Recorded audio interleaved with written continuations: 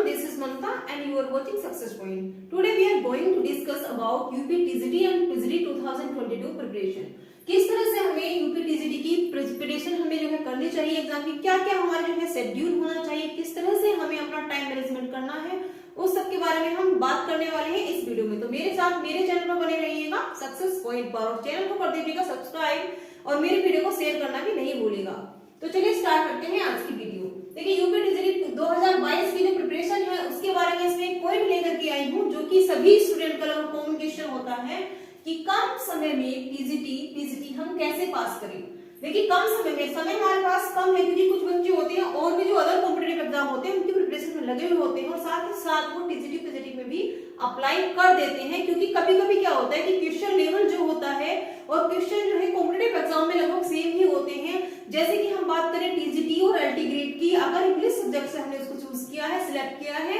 अगर इंग्लिश के लिए हम उसमें अप्लाई कर चुके हैं तो टीजीटी और एलटी ग्रेड का जो आपका जो कोर्स होता है वो लगभग सेम ही होता है, सिलेबस जो होता है बिल्कुल लगभग सेम होता है। तो हम आज बात करने वाले हैं इसी पॉइंट पर कि कम समय में टीजीटी या फिर पीजीटी को हम कैसे क्वालिफाई कर सकते हैं, कैसे हम उसमें अच्छे मार्क्स जो है गेन कर सकते हैं, मेरिट में अपना सिलेक्शन पा सकते हैं।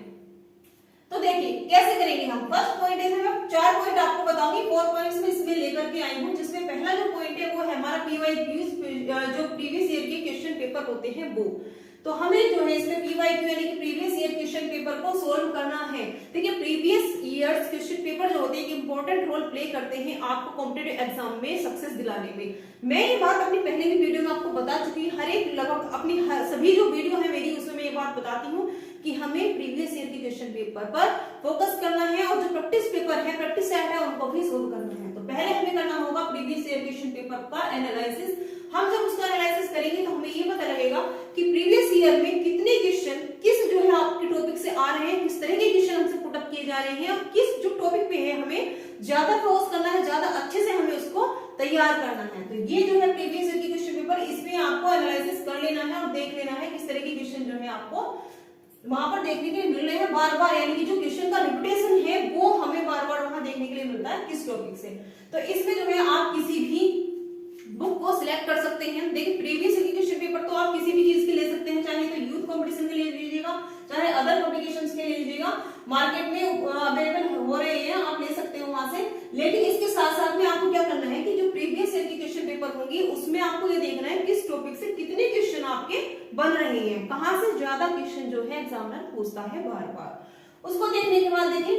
आपको सबसे पहला काम यही करना है। देखिए सबसे पहला काम ये क्यों करना है, देखिए कुछ लोग ये कहते हैं कि पहले हमें जो है अपना जो है सिलेबस जो है उसको पढ़ लेना चाहिए, उसके बाद हमें प्रीवियस ईयर की क्वेश्चन, प्रैक्टिस सेट वगैरह ये सब सोल्व करना चाहिए। लेकिन मैं ये बात इसलिए बोल रही हूँ आपसे ताकि हमें आइडिया लग जाए, हमें ये पता लग जाए कि कौन से क्वेश्चन से कितने टॉपिक पूछे जा रहे हैं, कौन सा जो टॉपिक है वो हमें ज्यादा अच्छे से पढ़ने की जरूरत है। तो ये आप एनालिसिस कर लेंगे पीवाईक्यूज को। सेकंड जो है वो है हमारा टाइम टेबल।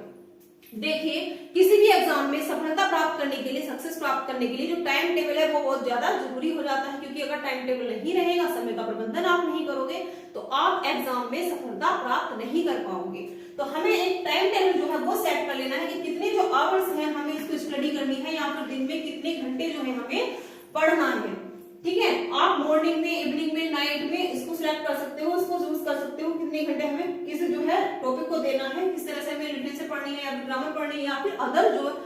सब्जेक्ट है, किसी भी सब्जेक्ट के बारे में हो सकता है ये टाइम टेबल, चाहे तो वो इकोनॉमिक्स हो, चाहे टीजीटी हो, चाहे टीजीटी इंग्लिश हो, चाहे मैथ्स हो, है ना, किसी भी सब्जेक्ट के बारे में हो सकता है टाइम टेबल। तो आप टाइम टेबल अपना बनाएंगे, टाइम टेबल आप अपना सेट करेंगे कि कितने जो घंटे हैं हमें इसमें देने हैं। थर्ड जो पॉइंट है वो है आपका रिवीजन। देखिए जो रिवीजन है ये भी एक इंपॉर्टेंट रोल प्ले करता है आपके एग्जाम को सक्सेस दिलाने के लिए। वो कैसे देखिएगा,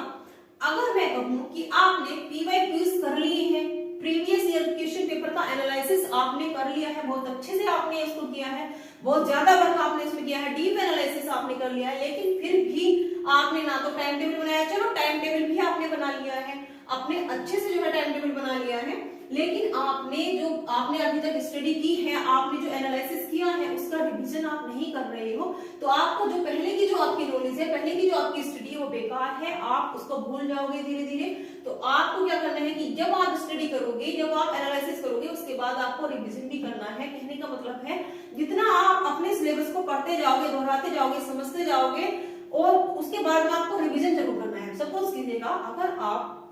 मैं एक सप्ताह का 1 वीक का आपको टाइम टेबल बता रही हूँ कि अगर आपने 5 से 6 दिन जो है यानी कि 5 to 6 डेज जो है आपने स्टडी की है अपने सिलेबस पर, अपने सब्जेक्ट पर, तो जो 7th जो दिन होगा, 7th डे वाला जो होगा यानी कि संडे कह सकते हैं, सैटरडे कह सकते हैं, तो उसमें आपको उन जो बाकी के 6 दिन थे उसका रिविजन आपको जरूर कर लेना है। यानी कि 1 से 2 दिन आपको रिविजन के लिए भी जरूर देना है। अगर आप रिविजन नहीं करोगे तो आपकी जो नॉलेज है वो बिल्कुल बेकार हो जाएगी, आप भूल जाओगे, आप उतने अच्छे से याद नहीं कर पाओगे और आपकी जो नॉलेज की स्टेबिलिटी है वो खत्म हो जाएगी। 4th पॉइंट है आपका test, practice paper and sample paper. देखिए आपको करना क्या है, जब आप अपना जो है प्रीवियस क्वेश्चन पेपर सॉल्व कर लोगे, देख लोगे उसको, टाइम टेबल आप बना लोगे, रिवीजन भी आप कर लोगे, तो आपको लास्ट में काम करना है कि आपको क्या करना है, टेस्ट लेना है,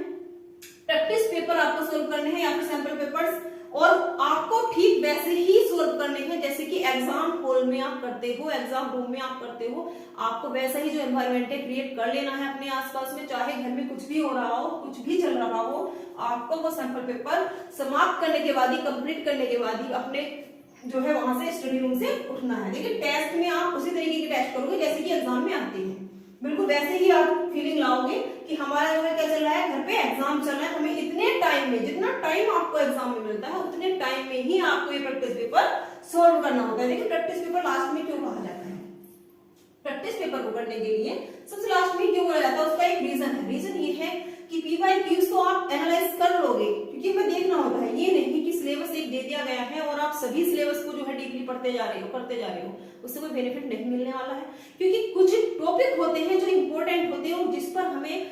दूसरे टॉपिक से ज्यादा फोकस करने की जरूरत होती है, तो इसीलिए PYQs को जो है एनालिसिस करने के लिए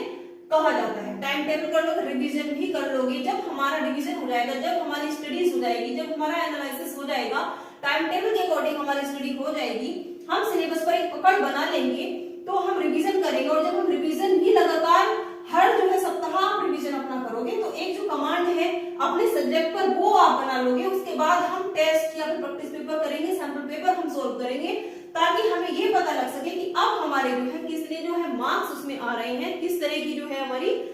जो है तैयारी हो रही है,